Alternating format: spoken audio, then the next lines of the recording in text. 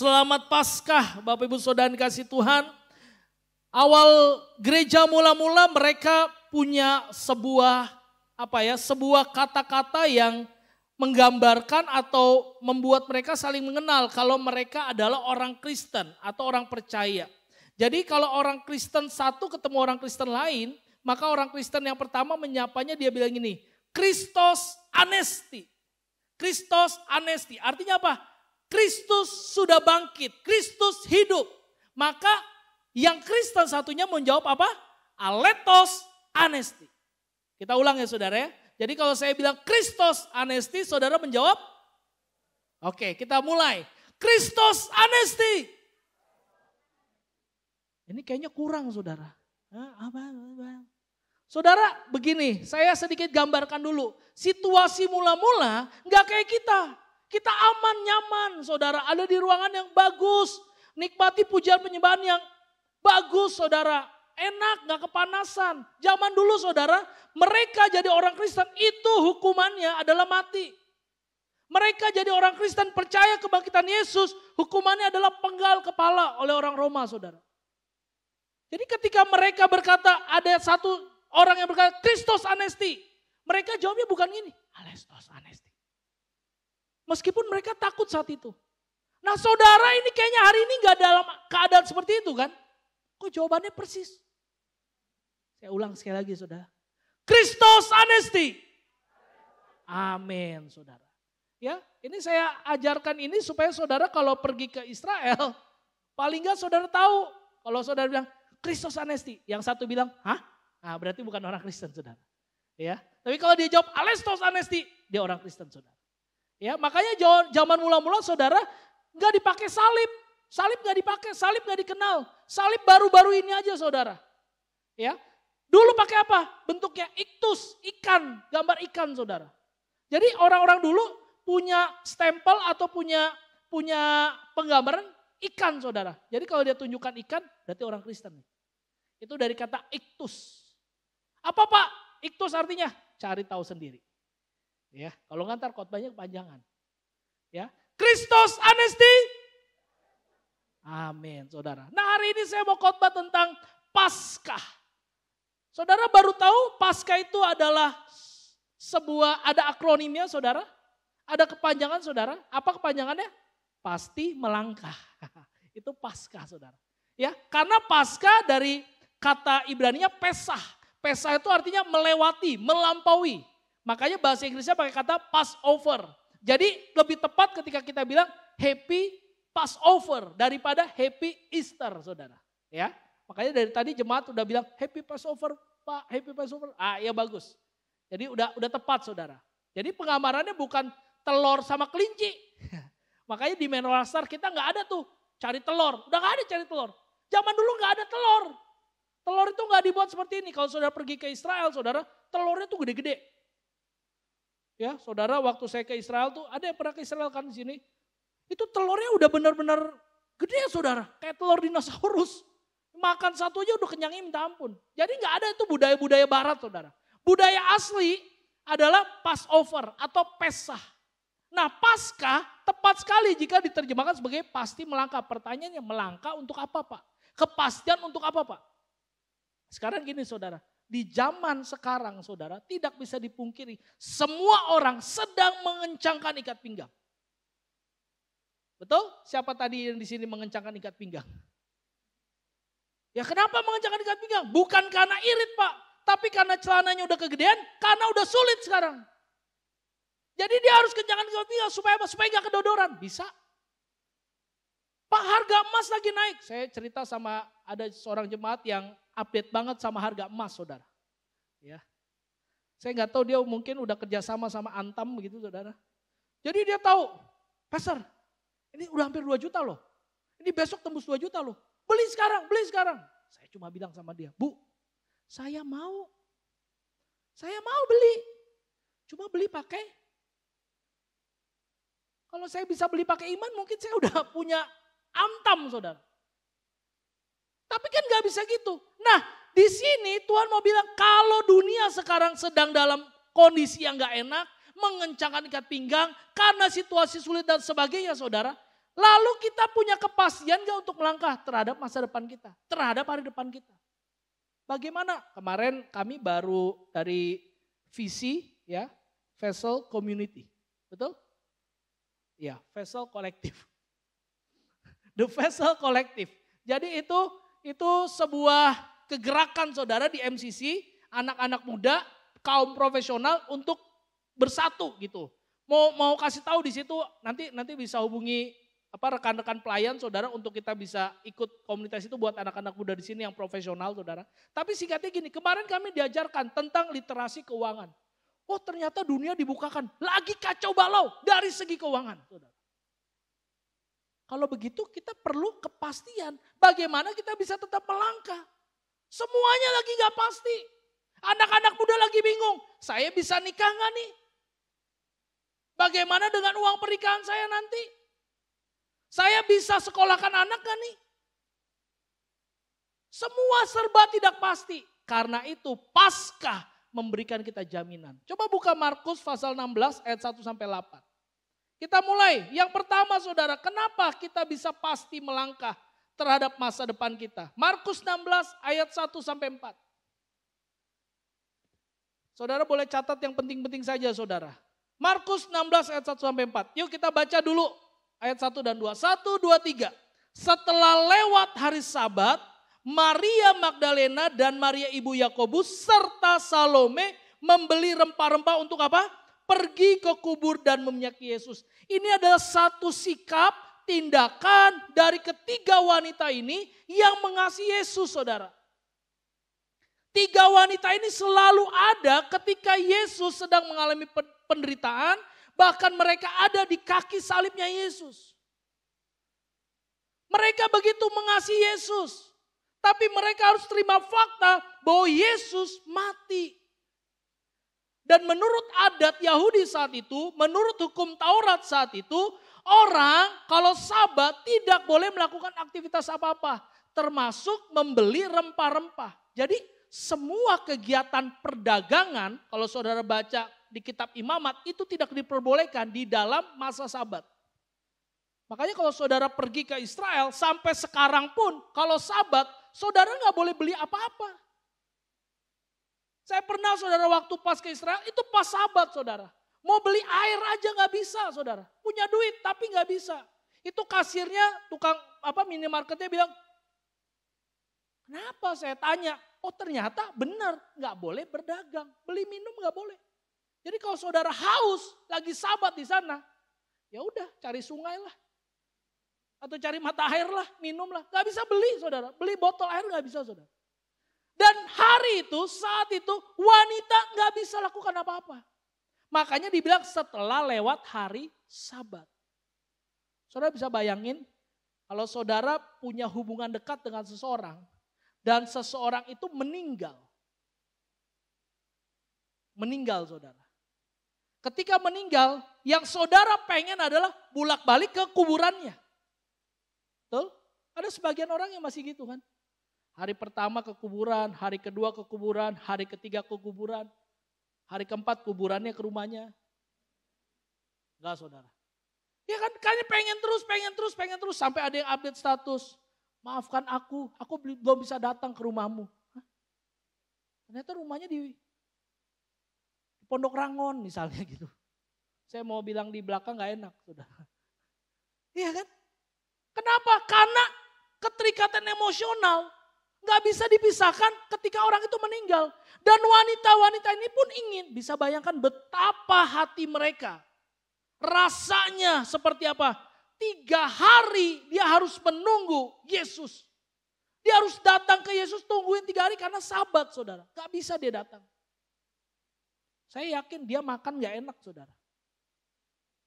Dia tidur tidak nyenyak saudara. Yakin saya. Kenapa? Karena hatinya. Nah pertanyaan buat kita hari ini, di momen Paskah ini, sudahkah kita memiliki keterikatan seperti ini dengan Tuhan? Apakah ketika engkau gak baca firman Tuhan, hatimu biasa aja?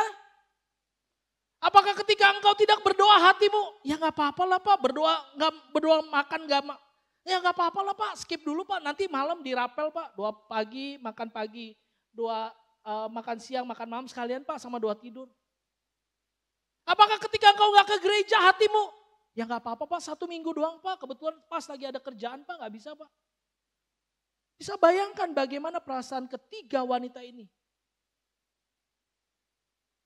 Kita berbeda saudara dengan wanita ini. Kenapa? Karena kita percaya dan sudah tahu faktanya bahwa Yesus bangkit. Tapi wanita ini gak tahu. Meskipun sebelumnya saudara, 2 pasal sebelum ini sudah dikasih tahu sama Yesus. Aku akan bangkit di hari yang ketiga. Kamu gak usah cari aku. Tapi karena emosi, karena keterikatan mereka, kedekatan mereka, mereka lupa dengan itu. Yang tahu mereka sedih doang. Nah pertanyaan buat kita hari ini. Seberapa dekat kita dengan Tuhan? Masihkah kita bergantung kepada Tuhan sebenar-benarnya, sesungguh-sungguhnya? Atau kita sudah abai, ya udah Tuhan saya mau gereja gak gereja terserah Tuhan ngerti saya lah. Lihat ayat kedua saudara. Dan pagi-pagi benar, kenapa Markus harus menuliskan keterangan waktu? Pagi-pagi benar. Kenapa pagi-pagi benar? Karena pagi-pagi benar adalah menunjukkan mereka udah gak tahan, udah gak sabar lagi untuk ketemu dengan Yesus. Padahal ingat, mereka masih berpikir Yesus masih mati. Pada hari pertama minggu itu setelah matahari terbit, pergilah mereka ke kubur. Pertanyaan kedua buat kita hari ini. Kalau saudara masih punya kesempatan untuk berjumpa dengan Yesus, apakah kita punya rasa yang se-excited ini sama Yesus? Waduh, aku gak sabar nih pagi-pagi udah tahu ibadah Paskah. Ibadah Paskah jam 10, jam 5 udah bangun, udah pilih baju. Aduh bajuku merah, celanaku putih. Aduh yang bikin dress code memang keterlaluan. Udah tahu badanku kayak gini, warna-warni. Tadinya istri saya bilang pakai aja baju orange, darah Yesus. Saudara bisa bayangin kalau saya pakai baju orange, celana putih. Saudara lihat saya kayak apa? Kayak panada. Dia ketawa dia. Ketawanya nyakiti. Bisa bayangin kalau saya pakai jaketnya Pak Hendra, tadi yang WL, warna-warni, saya jadi apa? Karena itu saya udah pikirin dari Paskah tahun lalu. Saya udah pikirin, saya nanti Paskah 2025 saya akan pakai ini. Saya pas-pasin saudara, sampai harus cari yang terbaik. Ya kalau buat saudara ini belum terbaik, ini buat saya udah terbaik. Ya paling enggak kan kalau dari samping udah rata. Harus ngaca saudara, siapin. Waduh, kalau istri saya pakai make up, saya mau pakai make up nggak boleh katanya. Jangan, ya udah nggak usah. Tapi rapi saudara. Kenapa? Karena mau ketemu Tuhan. Pak, Tuhan kan ada di rumah, Tuhan ada di mana-mana, Tuhan ada di mana. Betul, Tuhan ada di mana-mana. Tapi kenapa Ibrani 10 ayat 25 bilang janganlah menjauhkan diri dari pertemuan-pertemuan ibadah. Sebab ketemu Tuhan itu satu paket dengan ketemu komunitas. Itu yang Tuhan ajarkan. Kan bisa aja dong wanita-wanita ini bilang, ya udahlah Yesus kan udah ada di hatiku. Aku akan mengenang dia selama-lamanya. Enggak tuh, dia bertindak, dia pergi. Apakah itu masih menjadi gairah buat kita saudara? Ayat 3 saudara. Namun di tengah rasa keinginan mereka ingin ketemu Yesus, ayat 3 berkata, mereka berkata seorang kepada yang lain, siapa yang akan menggulingkan batu itu bagi kita dari pintu kubur? Saudara saya mau bilang begini, banyak dalam hidup kita ketemu pintu kubur. Banyak dalam hidup kita ketemu batu yang menghalangi jalan kita. Jangankan mau menuju kepada Tuhan, susah Pak. Saya pengennya ke gereja, saya pengennya beribadah Pak. Tapi kok sulit, ada A, ada B, ada C. Saya kemarin pelayanan saudara di satu gereja, lalu pulang karena ada mau ke Sleepy saudara yang ketemuan The Vessel kolektif itu saudara. Lalu saya naik Grab saudara. Udah lama saya nggak naik Grab atau Gokar saudara, udah lama. Lalu saya pesan, itu daerah utama, saya pesan. Kebetulan dapat driver namanya Hansen saudara, Hansen. Oh saya tahu ini orang Kristen pasti. Saya cerita sama dia. Jadi dia naik, singkat cerita. Jarak daripada Sleepy ke Duta Mas ke Capitol itu mungkin 20 menit saudara. Saya bilang, wah saya pengen cerita tentang Tuhan nih. Pas momennya Jumat Agung Paskah saudara. Dia bilang gini, Pak saya orang Kristen Pak, istri anak saya ke gereja Pak, saya narik aja Pak. Wah itu pintu masuk buat saya bilang, wah saya mesti ngomong tentang Yesus. Saya tanya kenapa? Karena dia lebih muda dari saya, kenapa bro? Ya habis gimana Pak? Kan ya saya harus tetap cari duit Pak, gimana gak bisa, kalau gak ada duit ya gimana Pak? Oke. Ya kira-kira saya coba tanya gini sama dia, kira-kira kalau satu waktu nanti duit gak bisa lagi tolong kamu perlu siapa? Siapa ya Pak? Ya Tuhan Pak. Nah itu. Saya bilang kenapa kamu tunggu sampai duit gak bisa tolong kamu lagi baru cari Tuhan? Wah Pak, saya jadi gak enak sama Bapak, jangan gak enak sama saya bilang. Gak enaknya sama Tuhan.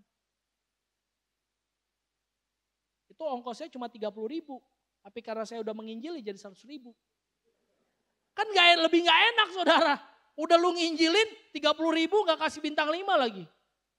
Jadi kan langsung tuh ditulis gitu. Saya dapat konsumsi dari gereja itu, saya langsung kasih dia. Saya bilang Pak mulai sekarang Bapak dahulukan Tuhan deh. Ya Pak saya janji Pak. Oh, udah puji Tuhan saudara. Selalu ada saudara orang-orang kayak gitu. Selalu kita ketemu halangan-halangan. Dia juga bilang Pak kemarin saya di-charter sama ini Pak saya gini jadi gak bisa Jumat Agung dan sebagainya. Saya pikir itu akan menjadi terus alasan sampai kita mati saudara. Ada aja alasan. Tapi ketika alasan itu muncul, padahal kita nggak mau, padahal kita mau bertemu sama Tuhan sungguh-sungguh. Saudara lihat ayat 4, apa yang terjadi? Silakan dibuka di belakang.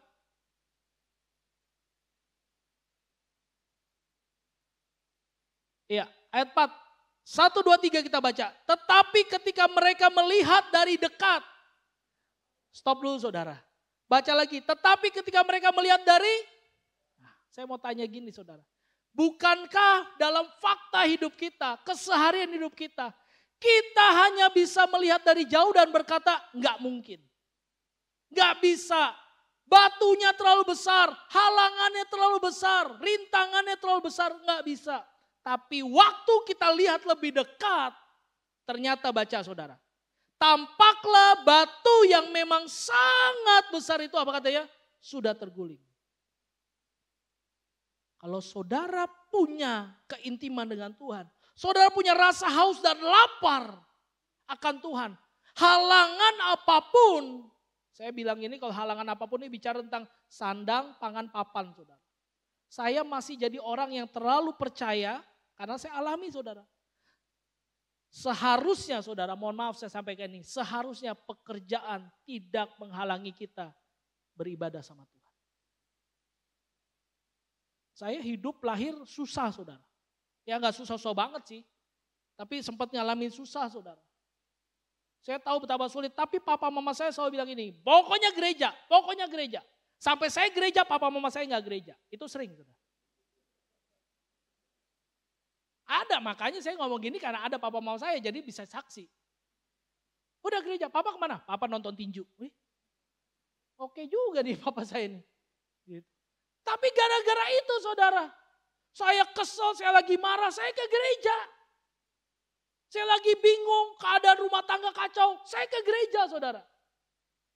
Ini kalau saya cerita ini jangan digibahin saudara. Ini buat bukti saudara.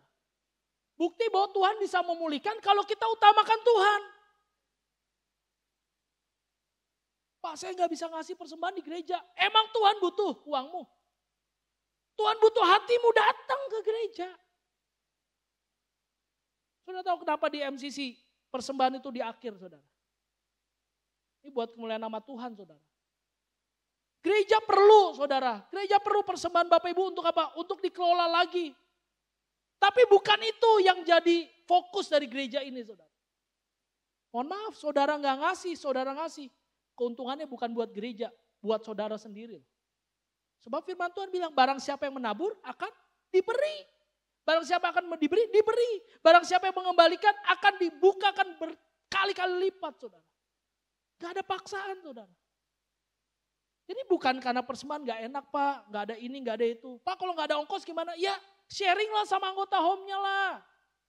Saya rasa kayak modelnya Pastor Teddy sih siap jemputin satu-satu. Ada amin? Tuh. Karena pernah ya Pak Ted ya. Sering saya teleponin, Pak saya begini-begini. Ya saya siap saudara jemput satu-satu. Dari jam 4 pagi saya jemputin satu-satu, ini ada berapa ratus nih, satu jam 4 pagi. Gak apa-apa kalau saudara benar-benar masalahnya itu. Tapi kalau hati kita memang mau beribadah saudara. Tuhan gak pernah berhutang sama kita. Gak pernah saudara. Makanya yang pertama, kenapa kita pasti melangkah? Karena ada keinginan kita yang menjadi apa? Kenyataan. Saudara ambil momen Paskah ini untuk berkata sama dirimu, sama suami, istri, pasanganmu, anak-anakmu bilang, ayo mulai hari ini kita utamakan Tuhan dulu. Kita tinggalkan semua kesibukan dunia kita utamakan Tuhan dulu. Saya salut saudara tadi ada orang, saya lihat di IG story-nya, saya udah hampir, ya ampun kok Paskah kamu lari sih, ngapain sih? Lari di Ancol, 5 kilo. Saya lihat, waduh. Dia datang, shalom pastor, weh keren bro. Tepuk tangan buat orangnya. Ya kalau saya sebut gak enak, inisialnya aja, Hersel. Gitu saudara. Meskipun nabi gereja gini, pastor, pegel pastor, capek. Ya gak apa-apa, tapi ke gereja saudara. Makanya gak ada alasan. Saya gak pernah batasi, kami pengurus gak pernah batasi saudara mau ngapa-ngapain. Kami justru dukung. Tapi ketika kita utamakan Tuhan, lihat apa yang bisa Tuhan lakukan buat saudara. Amin. Ini mujizat lagi terjadi saudara. Kalau saudara rasakan mujizat lagi terjadi hari ini. Markus 16 ayat 5-6 yang kedua saudara. Lalu mereka masuk ke dalam kubur, karena udah dibuka, mereka masuk ke dalam kubur dan mereka apa? Melihat seorang muda yang memakai jubah putih duduk di sebelah kanan. Kata seorang muda ini diterjemahkan, ini bukan makhluk manusiawi saudara, bukan makhluk jasmani saudara, ini malaikat saudara. Di Injil lain dikatakan ini malaikat saudara. Dan saya sepakat karena bahasa aslinya juga begitu saudara. Jadi ketika mereka ketemu, mereka pun sangat apa katanya? Terkejut. Heran saudara, bahasa aslinya katanya heran saudara. Terus ayat 6, tetapi orang muda itu berkata kepada mereka, jangan takut. Saudara, tolong garis bawahi kata jangan takut. Kenapa malaikat ini berkata jangan takut? Sebab, dengar baik-baik. Tidak menutup kemungkinan di hadirat Tuhan, di proses kita bersama Tuhan, kita tetap takut. Waktu saudara nyanyi lagu tadi, kau Tuhan adalah Bapa yang setia. Tadi pagi baru cek, gula darah 400. Pulang dari Jumat Agung, demam. Tapi minggu ini ke gereja saudara. Kan realitasnya beda saudara. Waktu kita bilang, kau Bapa yang setia, kau menyediakan segala kuperlukan, aku hanya bisa bersyukur. Tapi saya sakit. Ada yang datang pakai kursi roda. Ini kalau Yesus yang ngelihat saudara sekarang dan saya percaya Yesus sedang melihat saudara. Yesus tuh kayak udah gak tahan loh mau ngasih sesuatu buat saudara. Jadi dia lagi mau bilang sama kita hari ini, jangan takut. Dokter bilang sakitmu udah final, gak bisa sembuh. Jangan takut. Udah akhir nih, udah gak bisa nih. Jangan takut. Kondisi rumah tangga gak mungkin. Tuhan bilang jangan takut. Kenapa jangan takut? Baca ayatnya. Kamu mencari Yesus orang Nazaret yang disalibkan itu. Kita mencari dia, ketika kita mencari katanya apa? Ia telah bangkit. Ia tidak ada di sini, lihat inilah tempat mereka membaringkan dia. Ternyata saudara jawaban dari ketakutan kita adalah hadapkan wajah kita, hadapkan iman kita kepada kuasa kebangkitan Kristus. Waktu kita lemah, waktu badan kita lagi sakit saudara. Dengar baik-baik, hadapkan semua itu kepada kuasa kebangkitan Yesus. Sekali lagi saudara, Seharusnya tidak ada orang Kristen yang murtad kalau dia tahu hal ini. Bagaimana bisa murtad? Bagaimana bisa meninggalkan Yesus? Cuma Yesus yang satu-satunya orang di dunia ini yang bangkit dan selamanya hidup. Lazarus bangkit karena dibangkitkan Yesus, tapi akhirnya mati juga. Lalu saudara berkata, Pak, ini kan Alkitab yang ngomong. Saya mau bilang ini sejarah yang ngomong. Nanti kita akan peringati kenaikan Yesus ke sorga. Saudara akan lihat 500 pasang mata lebih menyaksikan Yesus terangkat ke sorga. Dalam keadaan hidup. Dan sampai detik ini catatan-catatan, literatur mengatakan betul memang Yesus itu bangkit. Gak ada yang bisa tolak itu, gak ada yang bisa bantah itu. Kalau ada agama-agama, ada kepercayaan-kepercayaan bilang Yesus gak bangkit, bukan Yesus yang disalibkan. Saudara gak perlu percaya. Saudara tinggal ketik aja ChatGPT sekarang kan udah ada tuh. Saudara ketik aja. Buktikan kepada saya bahwa Yesus bangkit. Keluar semuanya saudara. Dan itu fakta sejarah tidak bisa diperdebatkan. Makanya saya heran kok bisa meninggalkan pribadi yang seperti ini. Ya jawabannya cuma satu, karena mereka belum kenal. Makanya gak usah pusing sama orang yang tinggalkan imannya saudara. Ya karena memang gak punya kenal. Meskipun namanya salah satu dari suku Israel. Iya kan? Ya kan saya gak mau sebut aja namanya. Ntar dia terkenal lagi. Bahaya saudara. Bulan Desember masih undang di salah satu gereja besar. Bulan Maret udah memutuskan tinggalkan iman. Kan aneh saudara. Kenapa? Jawabannya sederhana. Mereka belum kenal Yesus. Tapi saya yakin kalau saudara kenal Yesus, kenal kuasa kebangkitan Yesus, jangankan saudara meninggalkan iman, berpikir pun tidak. Pikir pun saudara gak akan gitu. Sesulit-sulitnya hidup saya saudara, saya gak pernah mikir, gue murtad aja lah, tinggalkan aja lah. Kenapa saudara? Gak bisa, memang gak bisa.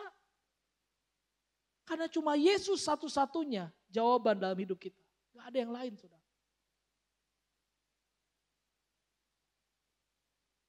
Nanti pulang dari tempat ini yang punya gula darah 400 cek lagi ya.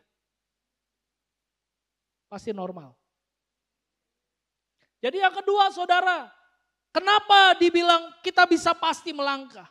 Karena ketakutan dirubah menjadi keyakinan. Keyakinan oleh apa? Oleh kuasa kebangkitan Kristus. Dan Kristus bangkit itu membuktikan kepada dunia, membuktikan kepada iblis, setan, dan semua musuh-musuh kita bahwa dia sudah menang. Dan yang ketiga saudara, ayat 7, pasti melangkah itu apa? Tetapi sekarang katanya apa? Pergilah, katakanlah kepada murid-muridnya dan kepada Petrus. Saudara dengar baik-baik, siapa tokoh yang kita baca? Seorang pria? Seorang imam? Seorang petinggi? Bukan. 3 orang wanita yang latar belakangnya bukan wanita baik-baik. Wanita saja sudah tidak dipandang oleh orang Yahudi, budaya Yahudi saat itu. Latar belakangnya tidak baik-baik, artinya apa? Mereka sangat-sangat tidak dipandang dan dinilai. Tapi lihat, ketika mereka mengenal kuasa kebangkitan Kristus, mereka dapat pesan yang baru. Apa katanya? Sekarang pergilah, katakanlah kepada murid-muridnya dan kepada Petrus apa? Ia mendahului kamu ke Galilea, di sana kamu akan melihat dia seperti yang sudah dikatakannya kepada kamu. Harus malaikat ulang lagi bahwa aku pernah ngomong loh sama kalian, termasuk sama Petrus, bahwa dia, Yesus akan mendahului kamu ke Galilea. Nanti kita akan bahas saudara di kesempatan berikut. Kenapa harus dari Galilea? Jadi judul khotbahnya Back to Galilea. Kenapa harus Galilea diungkit lagi Galilea? Ada apa di Galilea saudara? Makanya saudara harus rajin datang ya. Biar ketemu seri-seri khotbah. Amin. Kristus Anesti? Ya gak apa-apa saudara, gak apa-apa. Gak apa-apa, belibet, emang mulut belibet kalau ngomongin itu. Ya gak apa-apa. Terus di sana kamu akan melihat dia seperti yang sudah dikatakannya kepada kamu. Ayat 8 saudara. Wanita yang tidak dipandang, lihat ayat 8. Lalu mereka keluar dan apa? Lari meninggalkan kubur itu. Wah. Dia gak mikir gini, ih aku kan orang berdosa. Ih aku kan wanita sundal. Ih aku kan orang gak benar. Aku kan wanita, mana mungkin aku ngomong. Saudara lihat di perjamuan Paskah. Kalau saudara perhatikan salah satu penggambaran bagus, film Last Supper, saudara. Kalau ada yang belum nonton mungkin udah ada di TV-TV gitu, udah ada mungkin ya. Itu penggambaran perjamuan kudus bagus sekali saudara. Kenapa? Karena orang Yahudi punya kebiasaan itu mirip-mirip kayak orang Arab saudara. Ya. Kenapa? Cowok atau pria itu berbeda dengan wanita. Jadi kalau cowok ngumpul, wanita gak boleh ada. Perhatikan waktu perjamuan akhir itu, semua wanita saudara, semua pria. Semua pria saudara, semua pria, semua wanita. Semua pria laki-laki saudara, yang wanita lain saudara. Jadi bisa bayangkan sebenarnya mereka menerobos satu budaya. Kalau mereka datang, seorang wanita datang kepada pria, itu gak lazim di budaya Yahudi saudara.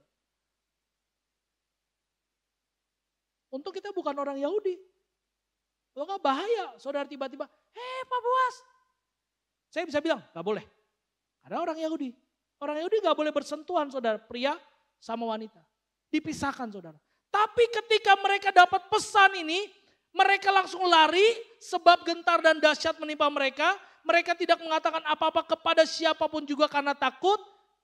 Baca saudara, dengan singkat mereka sampaikan semua pesan itu kepada Petrus dan teman-temannya.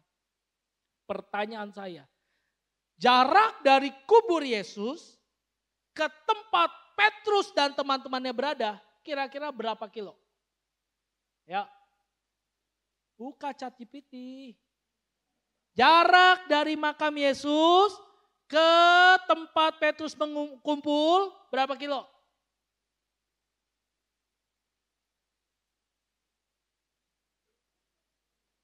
Enggak, jangan saudara. Waduh serius banget.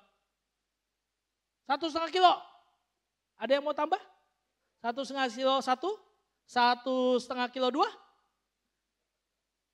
Kurang lebih 3 kilometer saudara. Jalan kaki 3 kilometer, kalau dia lurus, itu aja capek. Tapi bayangkan waktu itu saudara, jalannya tuh terjal. Karena makam ini adanya di luar kota. Jadi mereka harus masuk ke kota dulu saudara, di Yerusalem. Karena Petrus dan teman-temannya di Yerusalem lagi ngumpet saudara. Nanti kita bahas tentang kisah itu sendiri saudara. Jadi jauh saudara. Karena tidak ada budaya di Yahudi itu kalau makam itu di kota. Gak boleh ada. Jadi pemakaman selalu ada di pinggiran kota saudara. Di luar. Makam Yesus juga di luar. Jadi cukup jauh jaraknya saudara. Tapi katanya apa? Dengan singkat. Bisa bayangkan berarti mereka lari itu seberapa kencang saudara. Dengan singkat mereka sampaikan semua pesan itu kepada Petrus dan teman-temannya. Dan Markus mencatat, ada tambahan di sini saudara. Kalau saudara pakai Alkitab manual, ya, saudara lihat ada kayak gap di antara 8A sama 8B. Ada yang bilang ini ditambahkan nih sama penafsir Alkitab. Tapi saya percaya ini sengaja dibuat oleh Markus saudara. Perhatikan apa yang Markus konfirmasi di sini. Kita baca, sesudah itu Yesus sendiri dengan perantaran murid-muridnya apa? Memberitakan dari timur ke barat berita yang kudus dan tak terbinasakan tentang keselamatan yang kekal itu. Artinya apa? Pesan yang dibawa oleh si wanita ini itu berdampak saudara. Dari penerima pesan, dari orang yang gak dipandang, cuma dengerin kalau laki-laki ngomong, karena gak punya hak untuk bicara saudara. Akhirnya malaikat kasih tahu kepada murid-muridnya, kasih tahu kepada Petrus bahwa Yesus akan mendahului mereka ke Galilea. Dia sampaikan itu. Dan ternyata dia berubah menjadi pembawa pesan. Apa maksudnya hari ini saudara? Paskah bukan stop sampai diri saudara dan saya saja. Paskah gak boleh stop sampai kita jadi orang Kristen saja. Paskah harus menuntun kita semua untuk pergi keluar dan sampaikan semua berita ini. Sampaikan semua pesan ini bahwa Kristus sudah bangkit. supaya mereka diselamatkan oleh kuasa kebangkitan Kristus. Jadi hari ini saudara, apa yang kita bisa pelajari? Saya undang para pemain musik maju ke depan. Pasti melangkah. Yang pertama saudara, keinginan sudah menjadi kenyataan. Kalau saudara, Matius 6 ayat 33 berkata apa? Carilah dahulu kerajaan Allah dan kebenaran, maka semuanya apa? Ditambahkan. Teks aslinya betul, katanya ditambahkan saudara. Artinya apa? Kalau saudara cari Tuhan duluan, dan ketika saudara cari Tuhan ada pergumulan-pergumulan. Gak apa-apa, maju aja ke depan. Ya, ada pergumulan-pergumulan, ada ya halangan-halangan yang membuat saudara gak bisa dekat sama Tuhan. Mau ikut home juga susah, karena ada waktunya bentur dan sebagainya. Tapi saudara prioritaskan Tuhan, dengar baik-baik. Itu bisa jadi kenyataan dalam hidup. Tuhan akan gulingkan semua penghalang-penghalang. Batu-batu itu digulingkan. Saudara tahu kenapa batu kubur itu harus terbuka? Padahal Yesus dengan tubuh kebangkitannya, dia bisa tembus saudara batu itu.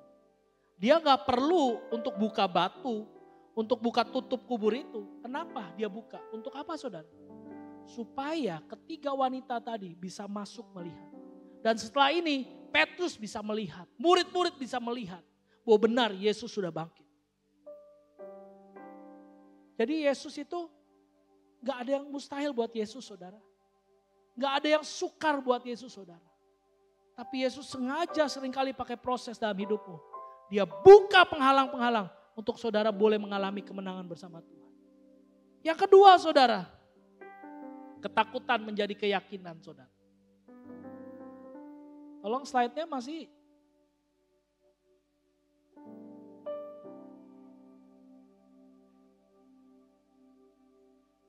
Ya, ketakutan menjadi keyakinan saudara. Kalau hari ini kita lagi takut, hari ini kita lagi khawatir saudara. Kita bingung bagaimana, apa yang harus kita lakukan, bagaimana masa depan kita. Bilang sama diri kita hari ini, dengan kuasa kebangkitan Kristus, semua hal yang mustahil itu pasti mungkin bagiku. Dan yang ketiga saudara, hari ini jangan berhenti. Saudara udah terima kuasa kebangkitan Kristus, saudara mengalami mujizat Yesus. Hari ini jangan egois saudara. Pulang dari tempat ini saudara. Waktu saudara sambil mempersiapkan diri untuk makan siang, makan di mana, mau ngobrol sama keluarga di mana. Lihat kalau ada ketemu orang saudara, saudara lihat, ini orang mukanya gak enak banget nih. Mungkin hidupnya susah, tegur, sapa. Ya pura-pura sok kenal gak apa-apa saudara. Saya sering kali jadi orang yang sok kenal. Tapi saya gak pernah karena sok kenal saya digampar orang belum pernah puji Tuhan. Paling cuma diludahin cuy gitu. Tapi ludahnya juga gak ke muka gitu. Karena dipikir mungkin orang gila kali ya. Saudara pulang lagi makan gitu apalagi kalau makannya yang haram-haram, babi dan sejenisnya. Kan pasti semuanya orang Kristen kan. Tapi gak semua orang Kristen kenal kuasa kebangkitan. Ketika saudara bilang selamat Paskah. Lalu dia cuma ini butuh kuasa kebangkitan nih. Sampaikan saudara. Saudara udah catat kan. Sampaikan bahwa Yesus sudah bangkit. Untuk apa? Untuk menebus dosa kita. Untuk mengalahkan maut. Untuk memberikan pengharapan. Supaya saudara bukan jadi penerima pesan yang baik. Tapi jadi pembawa pesan yang efektif buat Tuhan. Amin. Mari kita berdiri saudara. Kita mau rayakan kebangkitan Tuhan hari ini.